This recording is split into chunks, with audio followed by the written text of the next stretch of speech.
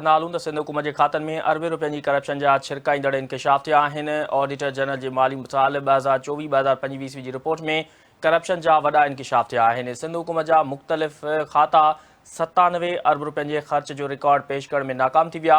Report में मुख़्तलिफ़ शयुनि जी ख़रीदारी जे मद में 55 अरब रुपयनि जी करप्शन थी आहे। रिपोर्ट में 1 अरब रुपयनि जी जालसाज़ी ऐं फ़राड जी निशानदेही कई वई आहे। ऑडिटर जनरल ज़िम्मेवारनि ख़िलाफ़ सख़्त कार्रवाई जी सिफ़ारिश करे छॾी। अमां खे अहम ख़बर खां आगाह कंदा हलूं त सिंध हुकूमत जे खातनि में अरबे रुपयनि जी करप्शन जा छिरकाईंदड़ इंकशाफ थिया आहिनि। ऑडिटर जनरल जी माली साल 2024-2025 जी रिपोर्ट में करप्शन जा वॾा इंकशाफ थिया आहिनि।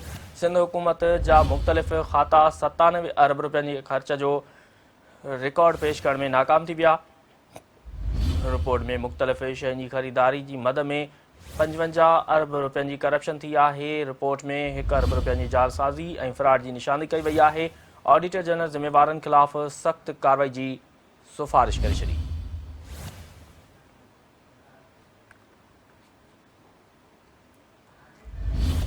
सिंध हुकूमत जे खातनि में अरबे रुपयनि जी करप्शन जा छिरकाईंदड़ इंकशाफ थिया आहिनि। ऑडिटर जनरल जी माली साल 2024-2025 जी रिपोर्ट में करप्शन जा वॾा इंकशाफ थिया आहिनि।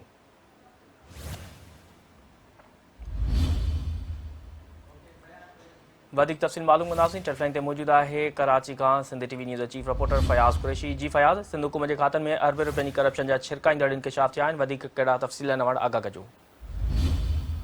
बिल्कुलु अब्दुल क़यूम, सिंध हुकूमत जी जेका करप्शन आहे उन जे हवाले सां जेके बदतरीन इल्ज़ाम आहिनि उन्हनि जो सिलसिलो खुटण जो नालो ई नथो वठे। ऐं ताज़ो जेको सिंध असेंबली में जेका ऑडिटर जनरल पाकिस्तान पारां जेका 2024-25 जी जेका रिपोर्ट जमा कराई वई आहे उन में जेके अरबे रुपयनि जी जेका बेज़ाब्ती जा जेके इंकशाफ आहिनि उहे साम्हूं आया आहिनि। ऐं 2024 जी रिपोर्ट में सिंध हुकूमत जे मुख़्तलिफ़ जेके खाता आहिनि उन्हनि में मजमूई तरह सां 97 अरब रुपए जेके ख़र्च उन जे रिकॉर्ड ई पेश करण में नाकाम वई आहे। सिंध हुकूमत मुख़्तलिफ़ शयुनि जी ख़रीदारी जे मद में रुगो 55 अरब रुपयनि जी बेज़ाब्ती साम्हूं आयूं आहिनि ऐं 1 अरब रुपए जी जेका जालसाज़ी ऐं फ़राड जी जेका निशानदेही पिणु कई वई आहे।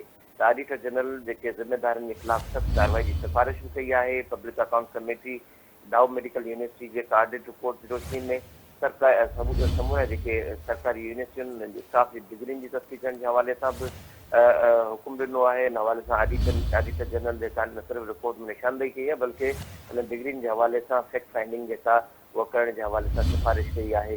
अहिड़ी तरह सां जिन माण्हुनि जेतिरो जेको खाते में नुक़सानु पहुचायो उन खां उहा जी रक़म वसूल करे जेके सरकारी नाणे में जमा करण जे हवाले सां सिफ़ारिश कई आहे। ऑडिटर जनरल जी रिपोर्ट जे नतीजे में नाणो खातो सिंध उन जेका डिपार्टमेंट अकाउंट कमेटी उन्हनि पिणु साल 2024 ऐं 25 जे सिलसिले में 22 जेके इंक्वायरियूं आहिनि उनजो हुकुम ॾिनो आहे। ऐं इन साल जेको ऑडिट रिपोर्टनि ते ज़राअत खाते जे जेका डिपार्टमेंट जेका अकाउंट कमेटी आहे उन पारां मुख़्तलिफ़ मामलनि में निशानदेही कंदे 9 जेके इंक्वायरियुनि जो हुकुम ॾिनो आहे।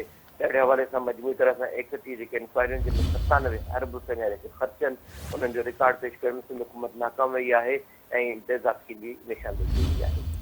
ठीकु आहे फयाज़ कुरैशी, तफ़सील ॾियण लाइ वॾी महिरबानी।